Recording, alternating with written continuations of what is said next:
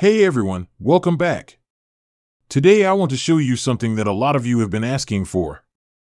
A fully working ESP8266 simulation model for Proteus that actually behaves like the real thing. This model is built carefully to reflect real-world ESP-01 behavior, offering accurate AT command processing, Wi-Fi connectivity simulation, TCP/IP networking, GPIO interaction, web server functionality, and HTTP client features, all directly inside Proteus. This model includes a full-featured HTTP server with complete request parsing, route handling, and keep-alive support. When started on port 80, it can immediately serve either the built-in responsive dashboard or your own custom web page. Dedicated GET and SET endpoints provide direct GPIO read and write access through GET or POST requests. The model includes 4 fully functional GPIO pins, each of which can be configured as either an input or an output. Input changes are detected instantly and streamed live to the web interface. Output pins can be controlled directly from the web page or through HTTP commands, with immediate updates reflected in the Proteus schematic. This provides full, real-time bidirectional control with zero delay. The ESP-01 module includes one of the most valuable features for IoT development, the ability to communicate with web servers. This is achieved through its built-in HTTP client, which allows the ESP to send web requests and receive responses from cloud services. It performs real DNS lookups using the host PC's resolver, supports both HTTP and secure HTTPS, and returns the exact response code, headers, and body in the familiar AT command format. You can use any platform that supports HTTP API requests to send and receive data. For example, you can easily send sensor data from Proteus to ThingSpeak or any other cloud service directly through the ESP-01 simulation model. You can establish true raw TCP client-server communication between 2 ESP modules. Configure the first module as an access point and start a TCP server on any port you choose, except port 80, which is reserved for the built-in HTTP server.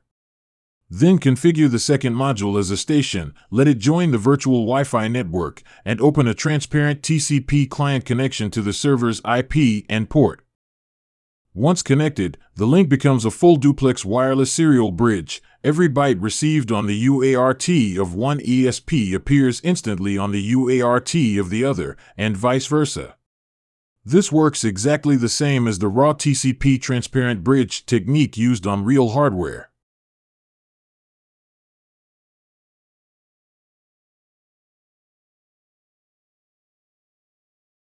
The ESP-01 Proteus model I designed closely resembles the actual ESP-01 hardware module, but there are some important differences in functionality and hardware interfacing. The real ESP-01 has 8 pins, whereas in the simulation model the power-related pins are not included because Proteus provides power internally. The chip enable and reset pins were also omitted to simplify the design. To improve usability, I added 2 extra GPIO pins, giving the module a total of 6 accessible pins, consisting of 2 communication pins and 4 GPIO pins for input and output control.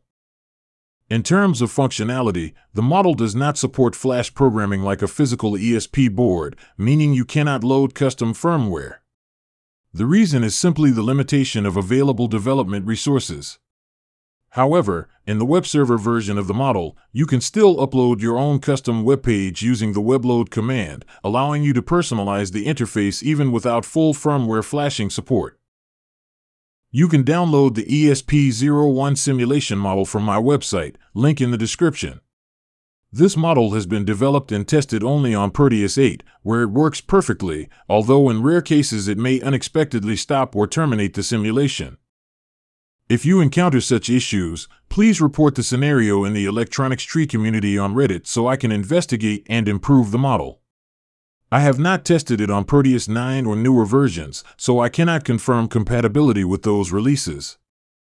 If you would like a full, detailed video showing step-by-step installation and usage, including example projects, web server setup, GPIO control, and more, just let me know in the comments. Your likes, comments, and support motivate me to create more in-depth tutorials, so if you want that video, tell me below.